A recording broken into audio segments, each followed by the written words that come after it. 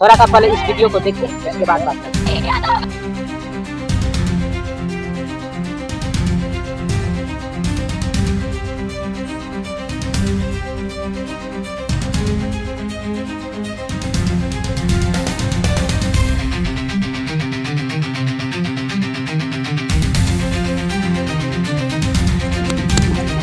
नमस्कार दोस्तों, आज मैं फिर अपने खेल मैदान परबत्ता में उपस्थित हुआ हूँ और एक मेरे साथ में आया कर्मा भैया।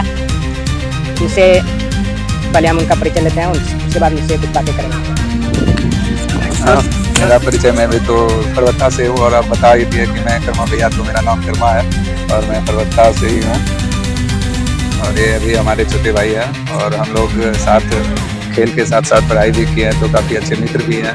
बहुत हमारे कि आज हम उनके साथ हैं, बहुत उनके बाद जुड़े हैं। देखते हैं आगे की बातचीत के बारे में बताते हैं आप लोग को। तो सबसे बड़ी बात है कि हम लोग आए थे क्रिकेट खेलने के लिए, लेकिन जैसे ही मोबाइल ऑन किए तो मोबाइल में पूरा वायरल वीडियो चल रहा था। दिल्ली में दिल्ली यानी कि राजधानी दिल्ली में जंतर मंतर पे कॉकरोच पार्टी के द्वारा जो है कि कॉकरोच जनता पार्टी के द्वारा वहाँ पे धरना प्रदर्शन किया जा रहा था, जो कि प्रशासन के द्वारा वहाँ पे लाठी डंडे बरसाए जा रहे थे। तो उनके ऊपर हम कुछ कर्मा भैया से बात करेंगे, पूछते हैं इनसे। कर्मा जी, हमको समझ में नहीं आ रहा है कि राजधानी दिल्ली में जो कॉकरोच जनता पार्टी के द्वारा जो धरना प्रदर्शन किया जा रहा है वो क्या मैटर है, और धरना में ऐसा कहीं तो नहीं होता है कि आप धरना पे बैठिएगा तो हम लाठी डंडे चलाएंगे, और क्यों, कहाँ तक ये संभव है? देखिए, जहाँ तक उस धरने की बात करें तो ये आज लगभग 40 दिन से जब से नीट पेपर लीक हुई है तब से ये बस हमारे देश के युवा लोग, नीट एक ऐसी एग्जाम है वो उसमें से पास करने के बाद आप डॉक्टर बनते हैं, तो वहाँ पर अगर इतने बड़े लेवल पर इतने बड़े एग्जाम में अगर पेपर लीक हो जाती है तो ये एक आने वाले भविष्य जो है हमारे बहुत खतरे में हो जाते हैं, क्योंकि उसमें अच्छे स्टूडेंट नहीं आ पाते हैं अगर पेपर लीक हो जाती है तो। और उससे बना हुआ डॉक्टर तो वही होंगे जब हमारे ऑपरेशन करेंगे तो कैंची अंदर में छोड़ देंगे, ऐसे सब ही डॉक्टर आएंगे। और जहाँ तक रहा दिल्ली प्रोटेस्ट के बारे में, तो आप जानते हैं कि हमारे सोनम वांगचुक जो हमारे एक वैज्ञानिक भी हैं, वो भूख हड़ताल पर हैं। और भूख हड़ताल पर वो अपने बच्चों के लिए नहीं है बल्कि हमारे बच्चों के लिए है, हमारे जो भविष्य आने वाले उनके लिए है।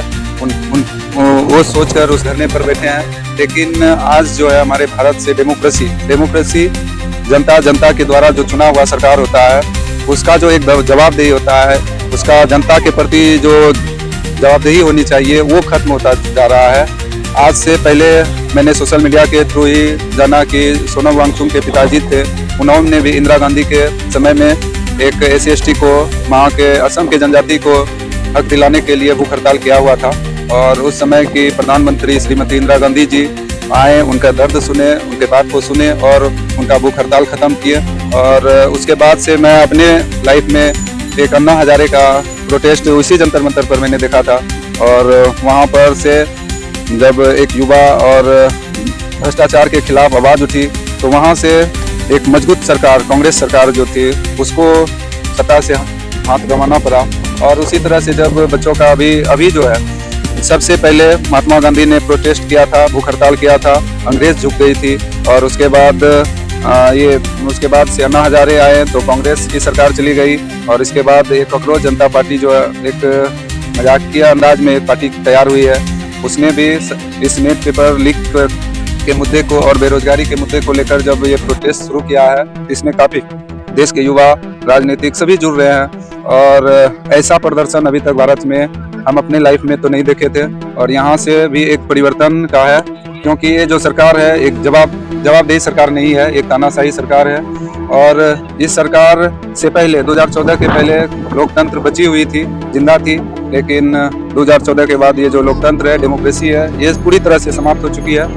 तो यहाँ से अब देखते हैं आगे क्या होता है। देश का माहौल जो है, एक युवा का माहौल जो है वो काफ़ी विपरीत चल रहा है। और इस सरकार को लाने वाली भी जो थी यही कॉकरोच थी, यही बेरोजगार युवा थी, जिसे एक वादा किया था कि प्रत्येक साल 2 करोड़ का रोजगार नौकरी दी जाएगी।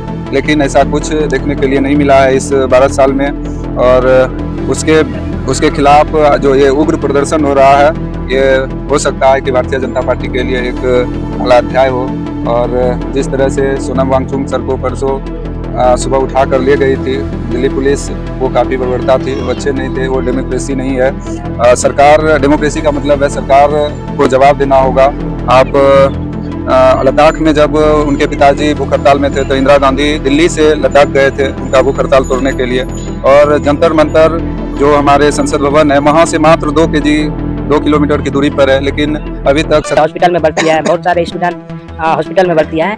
ये बहुत यहाँ के लड़कों के द्वारा कहना है कि वो सब जितना भी पत्थरबाजी करने वाले हैं वो सब अपना इंडियन नहीं हो सकता है, वो कहीं दूसरे जगह से आए हैं। ये कहाँ तक सर?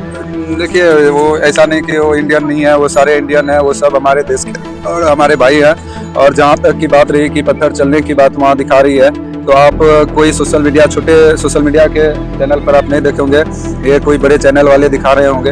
अच्छी बात है, आप दिखा रहे हैं। और मैं कहना चाहता हूँ कि दिल्ली जैसे शहर, दिल्ली हमारे देश की राजधानी है, आप ही बताइए कि वहाँ पत्थर कहाँ से आ सकता है? पहले तो पत्थर वहाँ मिलेगा नहीं। दूसरी बात, वो जंतर मंतर पर जितने भी आदमी जाते थे उनको चेक करके, वो जो एक मशीन लगा हुआ रहता है उसको स्कैन करके अंदर लिया जाता है, तो वहाँ पर चाक चौबंद प्रबंध किया हुआ था। अगर वो पत्थर लेके जाते हैं तो निश्चित तौर पर दिल्ली पुलिस के फेल्योर माना जाएगा। अगर आप प्रदर्शनकारी पत्थर लाते हैं, बम लाते हैं या कोई हथियार लेके आते हैं तो निश्चित तौर पर हम कहते हैं कि वहाँ के जो दिल्ली पुलिस हैं, दिल्ली पुलिस के डीजी हैं, एसपी हैं, उनको इस्तीफा दे देना चाहिए। और बच्चे उग्र होते नहीं हैं, बच्चे को उग्र किया जाता है। और मैं ये भी नहीं कहूँगा कि उसमें से सभी अच्छे आदमी ही थे, उसमें कुछ ऐसे राजनीतिक लोग भी घुस जाते हैं जो प्रोटेस्ट को खराब करना चाहते हैं, उसमें गलत तरीके से आए हुए लोग भी होते हैं जिसको कोई बयान देने आता नहीं है, बोलने आता नहीं है, वो कुछ से कुछ बोल देते हैं जो हमारे देश के लिए और हमारे युवा के लिए अच्छे नहीं होते हैं। तो ऐसे सब देखिए, जब हम एक गांव में छोटा मोटा कोई कार्यक्रम करते हैं तो उसमें ही पता चल जाता है कि 5 आदमी अच्छे होते हैं तो उसमें से 2 आदमी हमेशा गलत तरीके से कार्य करने के लिए तत्पर होते हैं। तो ये तो बहुत बड़ा प्रोटेस्ट था, वहाँ 5 लाख के करीब आदमी थे, और यहाँ अगर 5 में से 1 गलत हो सकते हैं तो वहाँ क्यों नहीं? ये मैं ये भी नहीं कहूँगा कि उसमें गलत आदमी नहीं था, उसमें गलत लोग हो सकते हैं, लेकिन वो हमारे देश के थे, वो विदेश से नहीं आए हुए थे। धन्यवाद कर्मा जी। और आपसे आप जो भी मेरा ये वीडियो देख रहे हैं, आपके मन में क्या चल रहा है इस वीडियो को देखने के बाद? कमेंट जरूर कीजिएगा। धन्यवाद। ये बोलने की आज़ादी है, आप बोल सकते हैं, आप कमेंट कर सकते हैं, कमेंट के माध्यम से अपना भ्रास निकालिए, बोलिए। और ऐसा नहीं कि वो लोकतंत्र में हम लोग सरकार के थ्रू है कि हम आपकी आवाज़ नहीं सुन सकते हैं, हम आपके अच्छे भी सुनेंगे। अगर आप खराब भी कमेंट करेंगे उसको भी देखेंगे, तो आप लोग कमेंट जरूर कीजिए, लाइक जरूर कीजिए, सब्सक्राइब कीजिए, और हमारे भाई का जो चैनल है इसको कुछ आगे दूर तक ले जाइए। धन्यवाद। मिलते हैं अगले वीडियो में। धन्यवाद।